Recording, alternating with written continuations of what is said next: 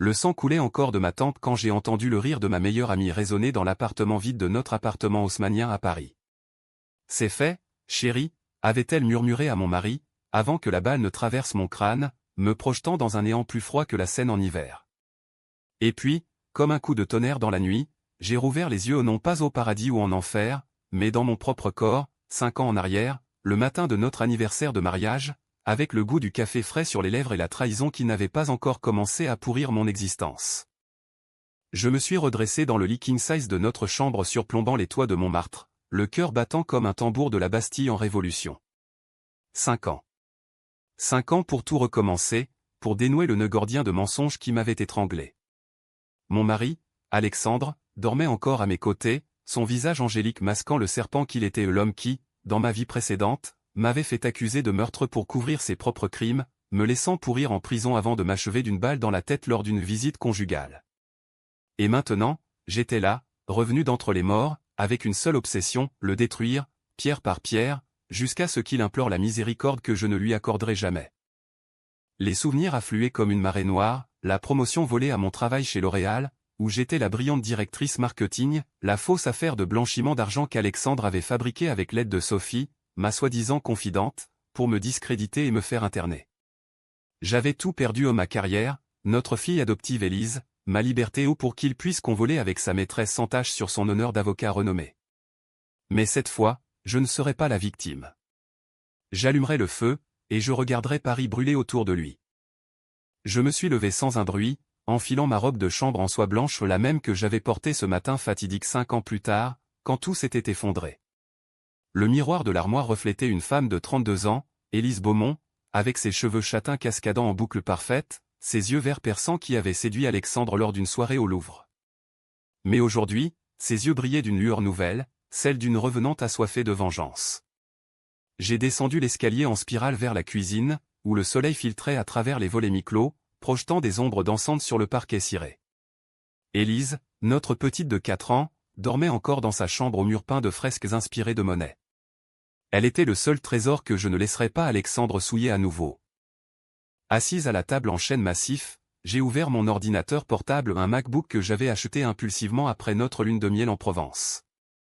Mes doigts ont volé sur le clavier, accédant à des comptes en ligne que je n'avais pas touchés depuis des lustres dans ma vie antérieure. Emails effacés, relevés bancaires fantômes. Mais je me souvenais de tout, les transferts occultes vers des comptes offshore que Alexandre gérait pour ses clients véreux au barreau de Paris. Il se prenait pour un requin de la finance, mais il n'était qu'un petit escroc qui avait appris à nager dans les eaux troubles de la corruption immobilière. J'ai noté chaque détail, chaque date, chaque montant à un arsenal pour la guerre qui s'annonçait. Alexandre est descendu 1 heure plus tard, impeccable dans son costume sur mesure de chez Hermès, ses cheveux noirs peignés en arrière avec cette arrogance qui m'avait autrefois charmé.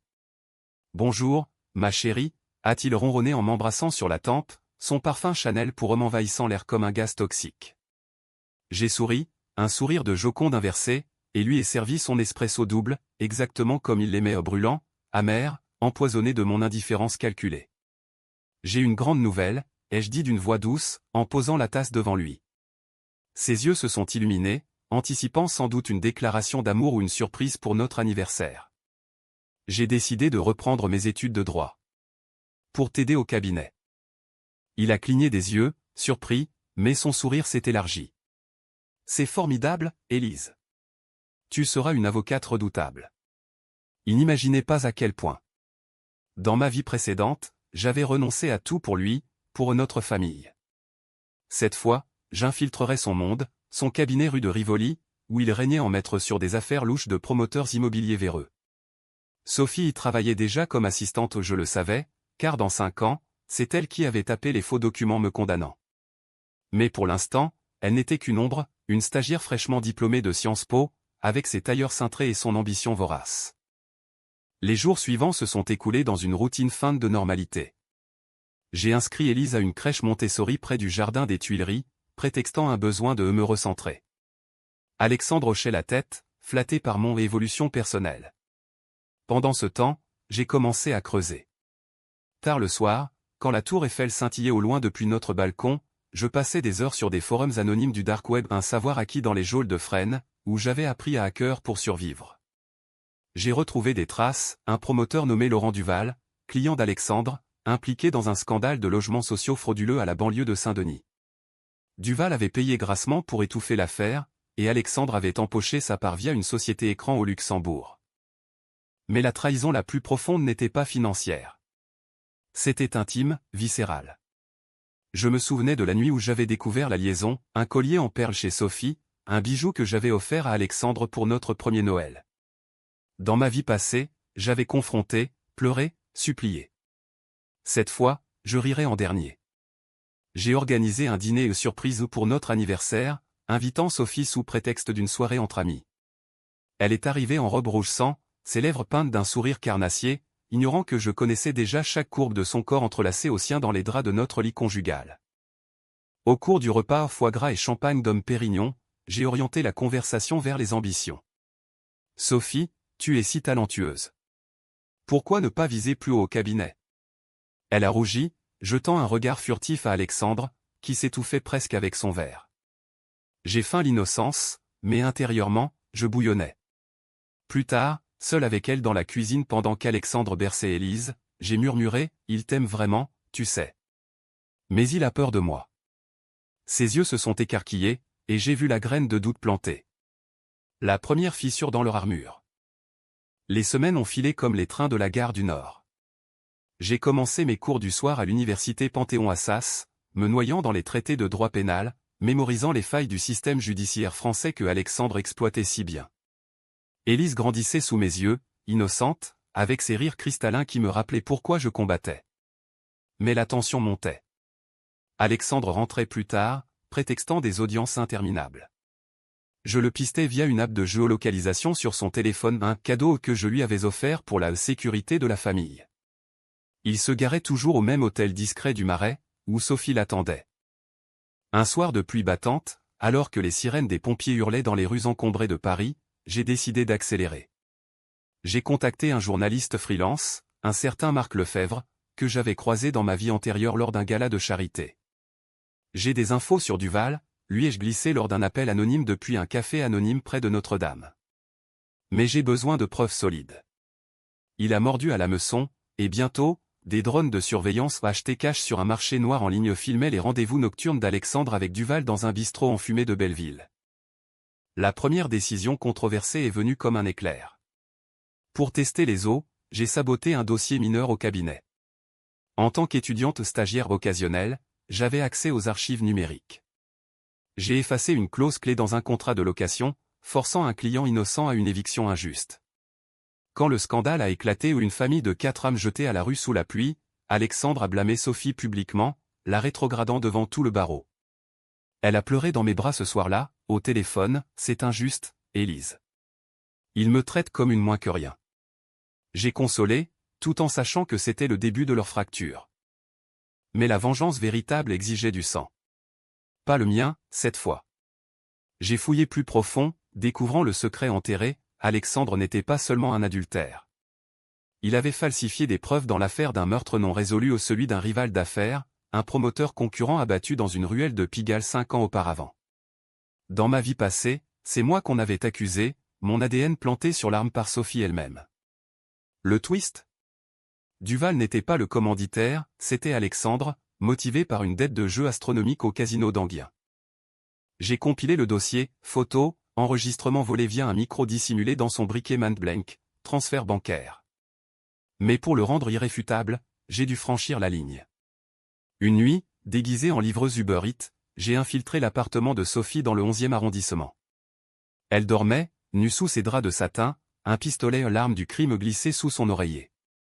Je l'ai pris, laissant une note, tu paieras pour ce que tu m'as fait. Le lendemain, la police a perquisitionné. Sophie, paniquée, a balancé Alexandre pour sauver sa peau. C'est lui qui m'a forcé. Le barreau a suspendu Alexandre sur le champ. Les journaux Le Monde, Libération au titrait, scandale au cœur de Paris, un avocat impliqué dans un meurtre. Élise pleurait, confuse, mais je l'ai serrée contre moi, murmurant des promesses de jours meilleurs. Alexandre est rentré, hagard, implorant, Élise, c'est un malentendu. Sophie ment. J'ai ri, un rire froid comme le vent du Montmartre. Non, mon amour.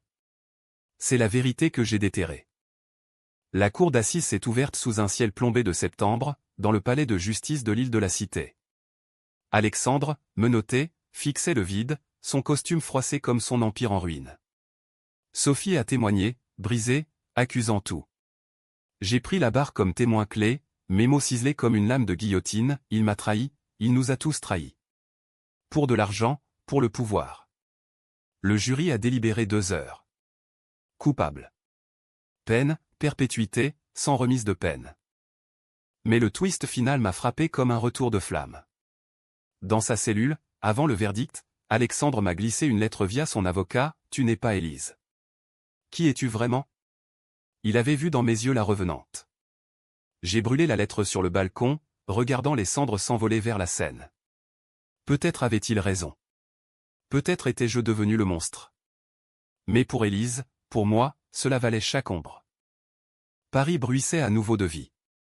J'ai repris ma place chez L'Oréal, promue directrice générale.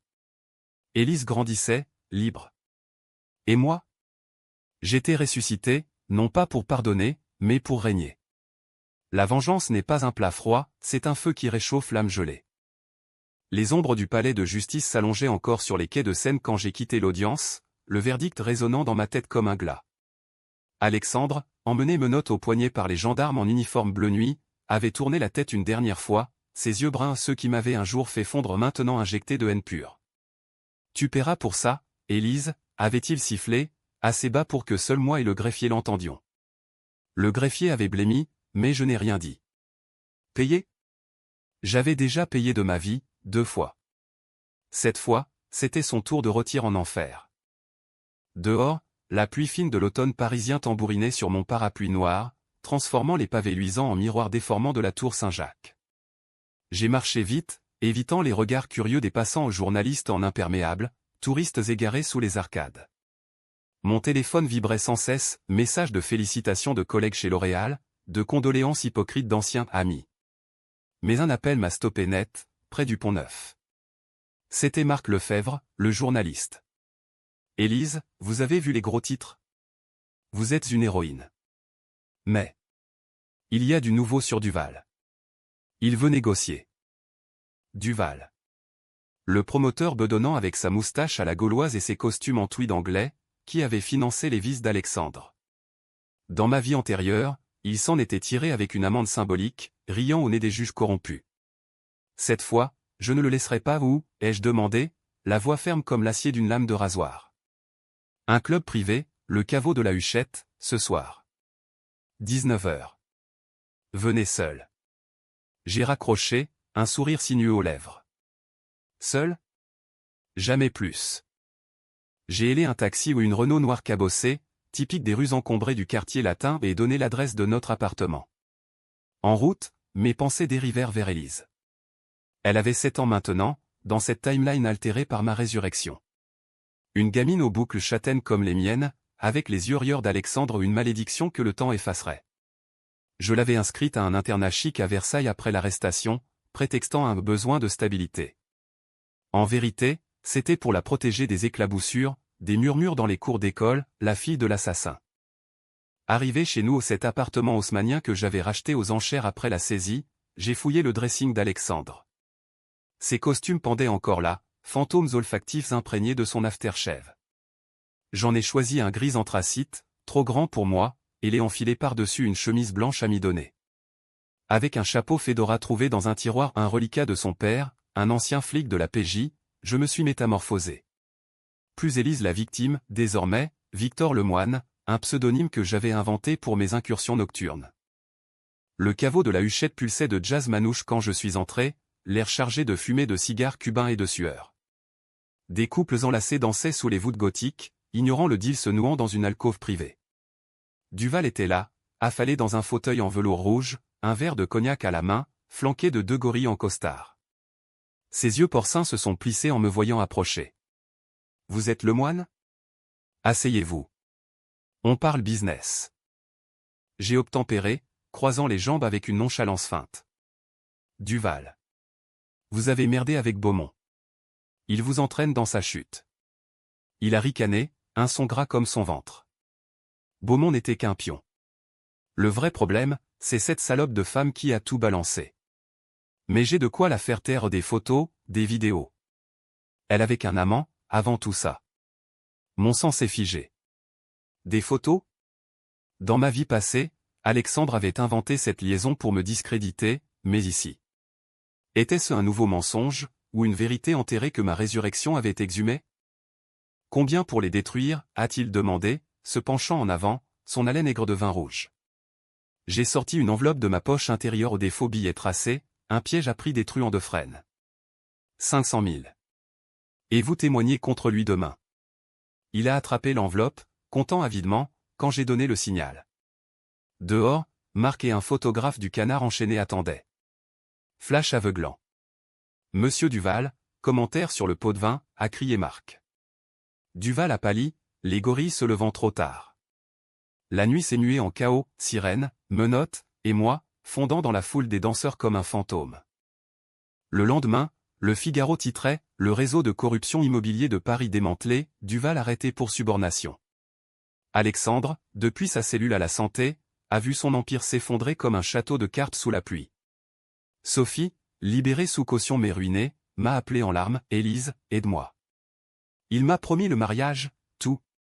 J'ai ri doucement au téléphone. Le mariage? Comme il m'a promis à moi. Va te faire foutre, Sophie. C'était cru, vulgaire des mots d'une femme brisée revenue des abysses.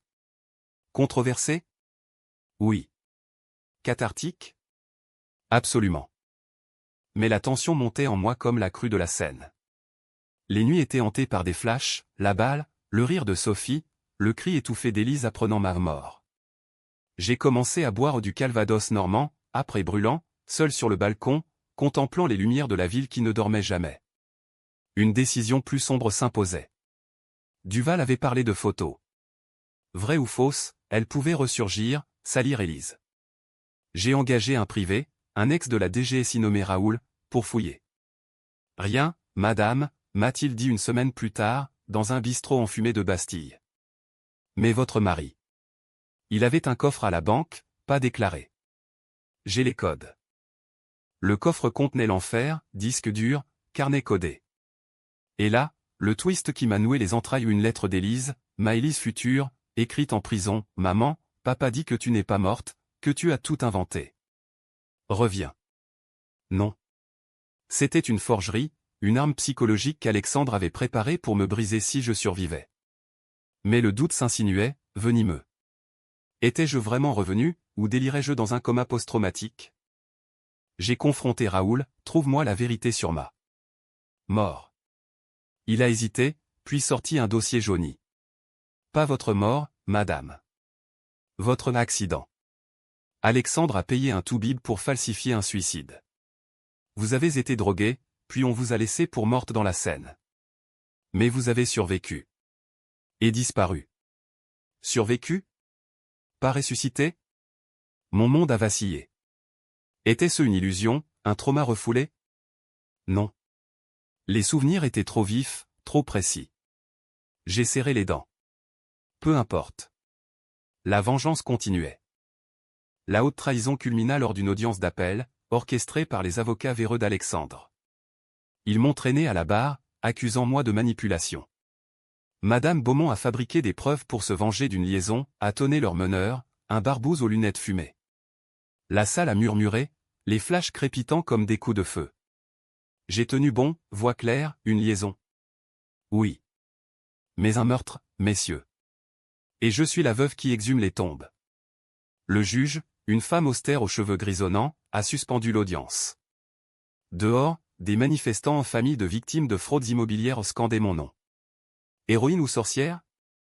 Paris débattait, divisé. Élise m'a écrit une lettre ce soir-là, « Maman, je suis fière de toi. Mais j'ai peur. » Mon cœur s'est serré. La prochaine étape serait la plus controversée, infiltrer la santé, voir Alexandre en personne. Pas pour pardonner. Pour le briser définitivement. La prison de la santé se dresse comme un monolithe gris au cœur du 14e arrondissement, ses murs lézardés par des décennies de désespoir humain. J'y suis entré un après-midi d'octobre, vêtu d'un tailleur pantalon lanvin gris perle, mes cheveux relevés en chignon sévère l'image de la veuve éplorée venue quémander des réponses. Les gardes, stoïques sous leur casque, m'ont fouillé avec une efficacité brutale, pas d'armes, pas de fil, seulement mon alliance brisée au fond de ma pochette. Visite conjugale, ai-je menti, glissant un billet de 100 € dans la paume calleuse du sergent.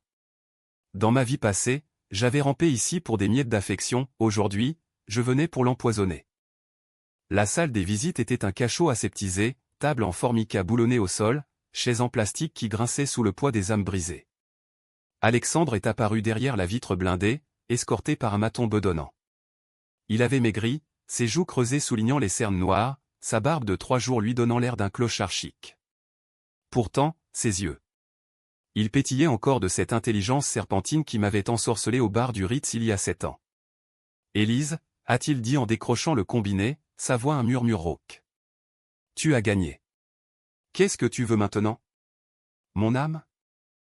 J'ai approché mes lèvres du combiné, sentant le plastique froid contre ma peau. « Ton aveu, Alexandre. Pour Élise. Dis-lui la vérité sur le meurtre, sur nous. » Il a ri, un son sec comme des os qui se brisent. « La vérité ? Tu n'es pas Élise. Je t'ai vue, ce jour-là, quand je t'ai tuée. Tu étais morte, froide. Et pourtant, te voilà, plus vive que jamais. Un fantôme ? Une impostrice ? » Mon pouls s'est accéléré. Comment savait-il ? La lettre dans le coffre, il l'avait écrite pour tester, pour voir si la nouvelle Élise mordait à l'hameçon. Mais j'ai tenu bon, mes ongles s'enfonçant dans ma paume jusqu'au sang. Peu importe qui je suis. Confesse, ou je creuse plus profond. Duval parle déjà. Son visage s'est décomposé. Duval, arrêté et chantant comme un moineau sous torture, avait craqué la veille, avouant le chantage pour le meurtre de Pigalle. Alexandre le savait, les rumeurs circulaient dans les couloirs humides de la santé comme la typhoïde. D'accord, a-t-il murmuré enfin, les yeux baissés. J'ai payé le tireur. Pour les dettes. Sophie. Elle était complice, mais innocente du sang. C'était moi. Les mots ont coulé, lents, empoisonnés de regrets fins. J'ai enregistré discrètement un micro cousu dans mon col, un gadget high-tech acheté à un marché noir de Belleville. La preuve ultime. Mais la confrontation a viré au vinaigre quand il a ajouté « Et toi, Élise ? Ton amant, ce collègue de L'Oréal. Les photos existent. Je les ai cachées. Pour te protéger, au début. Puis pour te contrôler. Le mensonge. Toujours le mensonge. Dans ma rage, j'ai frappé la vitre du poing, faisant sursauter le maton. Espèce de serpent. Il n'y avait personne. Les gardes m'ont traîné dehors, mais pas avant que je ne voie le triomphe dans ses yeux. Il avait planté le doute à nouveau, semant les graines d'une contre-attaque. De retour dans les rues pluvieuses de Paris, j'ai marché jusqu'au jardin du Luxembourg, où les feuilles mortes tourbillonnaient sous les statues de reines oubliées. Raoul m'attendait sur un banc, cigarette au bec. Il ment pour les photos, a-t-il grogné en exhalant une volute grise. J'ai vérifié les backups. Rien. Mais il prépare un appel, un alibi fabriqué par un tôlard, un faux témoin. La tension en moi était un câble d'acier prêt à rompre. Décision controversée numéro 2, éliminer le témoin. Pas tué, je n'étais pas encore tombé si bas, mais discrédité. Raoul avait des contacts dans la pègre, un accident avec de la cam pure, une overdose crédible. C'était immoral, illégal, un pas dans l'abîme que la France poste me tout condamnait d'avance. Les féministes me verraient en paria, les conservateurs en furie vengeresse. Mais pour Élise ? Pour laver mon nom ? J'ai donné le feu vert. 2 jours plus tard, le témoin, un repris de justice nommé Gino, était retrouvé raide dans une cellule, seringue à la main. Suicide, ont conclu les experts. L'appel d'Alexandre s'est effondré comme un soufflet raté. Sophie, entre-temps, sombrait. J'ai reçu une carte postale d'elle depuis un hôpital psychiatrique de Sainte-Anne, pardon, Élise. J'étais jalouse de ta force. Il m'a promis l'éternité. Jalouse ? De moi, la femme qu'elle avait aidé à enterrer ? J'ai déchiré la carte, mais une pitié fugace m'a effleuré. Non. Elle avait choisi son camp. Pourtant, dans un geste de clémence tordue, j'ai payé ses frais médicaux anonymement un don à l'hôpital, via une fondation bidon. Controversé ? Absolument. Mais la vengeance pure est un poison lent, la mienne devait être un scalpel. Le vrai chaos Traos est annoncé par un email anonyme, rencontrez-moi au Père-Lachaise. Minuit. Venez seul. Ah. Alexandre, depuis sa cellule? Impossible. Raoul a insisté pour un flingue, mais j'ai refusé. Les allées du cimetière étaient un labyrinthe de tombes gothiques, la lune filtrant à travers les cyprès comme un projecteur spectral.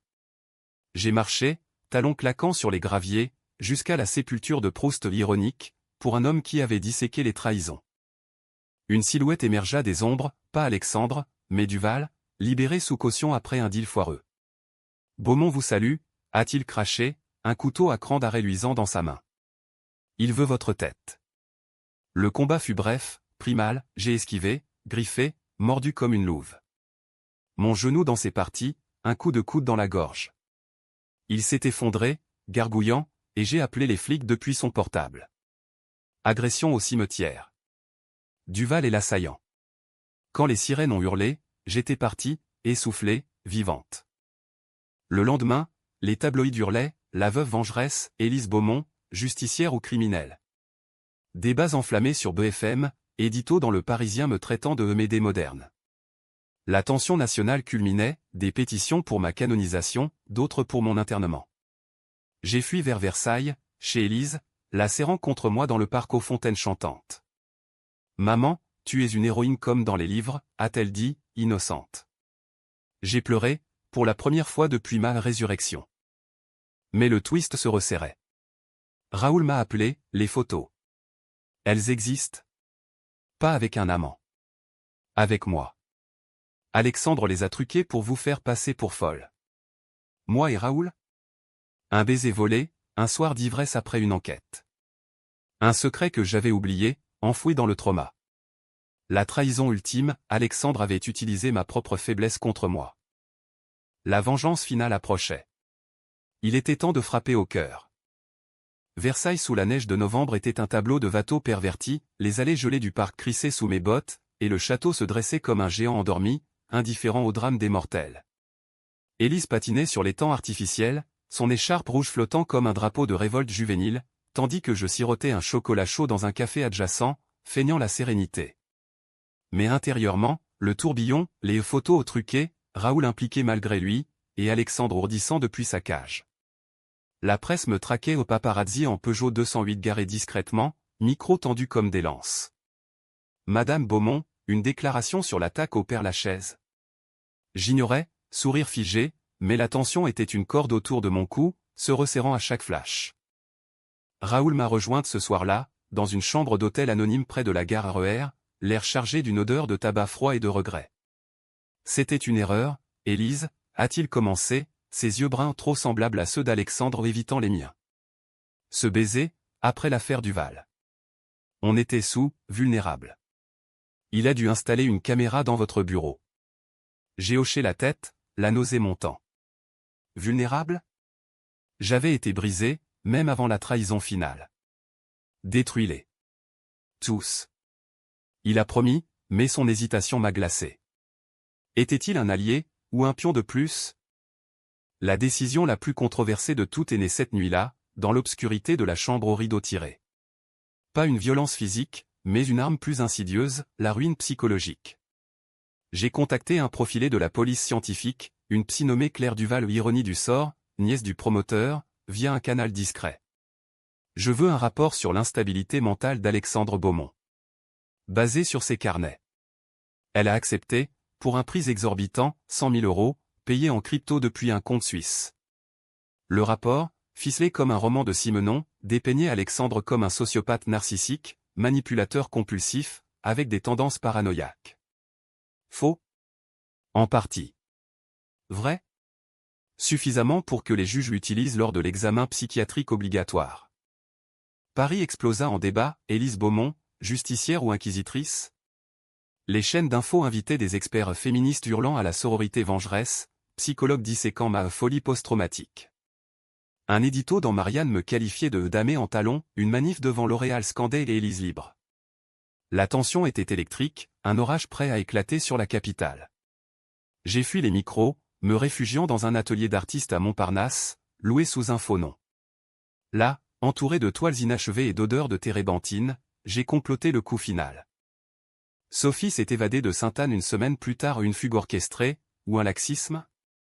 Elle m'a trouvé, tambourinant à la porte à minuit, trempé comme un chat noyé. Élise, il m'a appelé de prison. Il dit que tu n'es pas toi. Que tu es une sœur jumelle, ou pire. Sœur jumelle? Le délire d'Alexandre, ou un indice? J'ai laissé entrer, lui offrant un verre de vin rouge ou un bordeaux corsé, comme ceux de nos dîners d'antan. Assise sur le sol, entourée de pinceaux, elle a craqué, je l'aimais, tu sais. Mais il m'utilisait, comme toi. Le meurtre. Il m'a forcé à cacher l'arme. L'arme, confession. Pour la première fois, j'ai vu l'humaine derrière la traîtresse, une ambitieuse piégée par l'amour toxique. Controversée encore, je l'ai embrassée. Pas par désir, mais pour sceller un pacte. Aide-moi à le finir, Sophie. Et on recommence à zéro. Elle a hoché la tête, brisé mais résolue. Ensemble, nous avons forgé l'appât, une lettre falsifiée, signée Élise, promettant à Alexandre une évasion, un nouveau départ aux Bahamas avec Élise comme monnaie d'échange. Envoyée via un intermédiaire corrompu à la santé, elle l'a ferré. Il a mordu, planifiant depuis sa cellule, un pot de vin au gardien, un tunnel sous les murs, un scénario hollywoodien, mais ancré dans les failles réelles du système pénitentiaire français. Le chaos Trao s'est déroulé une nuit de tempête, quand le vent hurlait sur les toits de zinc de Paris. Alexandre s'est évadé, aidé par le gardien véreux, filant vers un rendez-vous fixé au bois de Boulogne, un lieu neutre, sombre, propice aux embuscades. Sophie et moi attendions dans une fourgonnette banalisée, Raoul au volant, un flingue chargé sur les genoux. S'il touche à Élise, ai-je murmuré. Mais Élise était en sécurité à Versailles, gardée par des flics loyaux achetés par mes fonds secrets.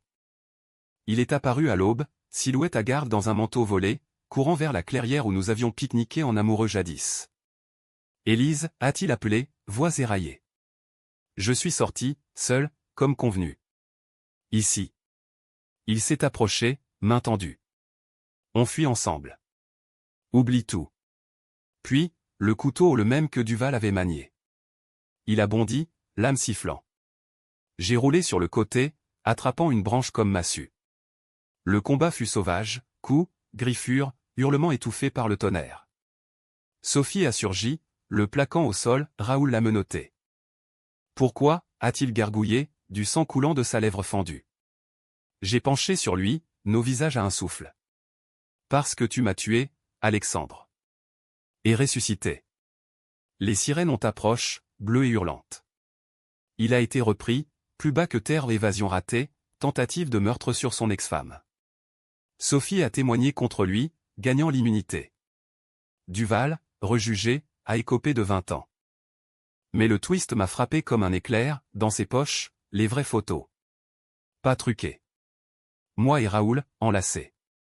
Et une note, utilise ça pour la faire douter d'elle-même. Alexandre n'avait pas menti entièrement.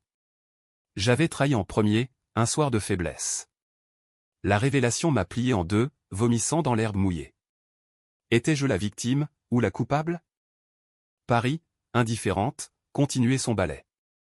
La vengeance avait un goût amer. Le procès final d'Alexandre s'est tenu sous un ciel d'hiver implacable, le dôme du palais de justice couronné de givre comme une couronne d'épines. La salle d'audience débordait, journalistes griffonnant furieusement, familles de victimes serrées dans des rangées du fond, Élise 10 ans maintenant, robe marine impeccable assise à mes côtés, sa main minuscule dans la mienne. Elle n'avait pas voulu venir, terrifiée par les ombres de son père, mais j'avais insisté, pour clore le chapitre, ma chérie. Ses yeux verts, miroir des miens, brillaient de confusion et de force naissante. Il va payer, maman? J'ai hoché la tête, la gorge serrée. Payer? Il paierait éternellement. Alexandre est entré, enchaîné, flanqué de gardiens impassibles. Il avait vieilli d'une décennie en quelques mois, cheveux grisonnants, épaules voûtées, l'arrogance érodée par les nuits en isolement. Son regard a croisé le mien, et pour la première fois, j'y ai vu non de la haine, mais une capitulation lasse. Élise, a-t-il murmuré quand on l'a assis, assez fort pour que le micro le capte. Le juge, un homme sec aux lunettes en écaille, a tapé du marteau, accusé, plaidez-vous coupable des charges, meurtre au premier degré, corruption, tentative d'évasion et agression. Silence. Puis, d'une voix brisée, coupable. La salle a retenti d'exclamations étouffées. Sophie a témoigné en premier, élégante en tailleur noir, sa voix chevrotante mais ferme, il m'a manipulé, comme tant d'autres. Le couteau au Père-Lachaise, l'arme du crime où tout venait de lui. Les jurés, un mélange de Parisiens fatigués et de banlieusards indignés, hochaient la tête. Puis Raoul, sous serment, a admis le baiser ou une erreur isolée, exploitée par l'accusé pour diffamer Madame Beaumont. Les photos projetées sur l'écran géant, floues, intimes, mais contextualisées comme un piège. Le public a murmuré, j'ai senti le poids des jugements, mais aussi une vague de solidarité féminine des femmes dans la salle serrant les poings. Ma déposition fut le clou, debout à la barre, robe rouge écarlate comme le sang versé, j'ai raconté tout. La trahison, la mort feinte, la résurrection au haut, pas littéralement, pour éviter les asiles, mais comme une renaissance par la douleur. Il m'a volé ma vie, messieurs dames. Pas une fois, mais deux, en me faisant douter de ma propre réalité. Les mots coulaient, fluides, chargés d'une rhétorique apprise dans les amphis d'Assas. J'ai vu des larmes couler chez les jurés, chez Élise. Controversé? Oui, car j'ai ajouté, la vengeance n'est pas un crime, c'est une justice quand l'État faillit. Le juge a froncé les sourcils, mais le mal était fait. Les médias titreraient, Élise Beaumont, la justicière qui défie la loi. Le verdict tomba comme une hache, perpétuité incompressible, sans possibilité de libération conditionnelle. Alexandre n'a pas bronché, tête baissée. En sortant, il m'a glissé un dernier regard, tu as gagné, fantôme. J'ai souri, froidement. Gagné? Peut-être. Perdu? Une partie de mon âme, sans doute. Dehors, la neige tombait en flocons paresseux, couvrant Paris d'un manteau virginal. Les flashs crépitaient, mais j'ai protégé Élise, la guidant vers une berline noire qui nous attendait. Sophie nous a rejoints, réhabilitée, un poste d'assistante sociale en vue. Merci, Élise. Pour la seconde chance. J'ai hoché la tête, mais intérieurement, le doute persistait. Raoul avait disparu au parti en Normandie, fuyant les scandales. Les photos? Brûlées. Mais le baiser hantait, un rappel que la trahison commence souvent en soi. Le twist final vint par courrier, des semaines plus tard, depuis une adresse anonyme, un test ADN. Résultat, Élise n'était pas d'Alexandre. Une insémination artificielle, secrète, que j'avais organisée dans ma vie passée pour sauver notre mariage stérile. Il l'avait su, utilisé comme levier. Mais Élise était mienne, pleinement. Le bic ACH? Alexandre avait aimé la petite, à sa façon tordue. La co? Elle grandirait libre, avec une mère ressuscitée. Paris printanier bourgeonnait quand j'ai démissionné de L'Oréal. Trop de lumière, trop de masques. J'ai ouvert un cabinet de conseil en éthique judiciaire, aidant les victimes de corruption. Élise étudiait le droit, ironie du sort. Sophie? Une amie improbable, partageant des dîners au Trocadéro. Et moi? Je marchais le long de la Seine au crépuscule, sentant le fantôme de ma mort s'estomper. La vengeance avait été un feu dévorant, mais de ses cendres naissait une femme nouvelle impitoyable, oui, mais entière. Dans les cafés de Saint-Germain, on chuchotait encore mon nom. Héroïne ou monstre? Les deux. Et c'était suffisant.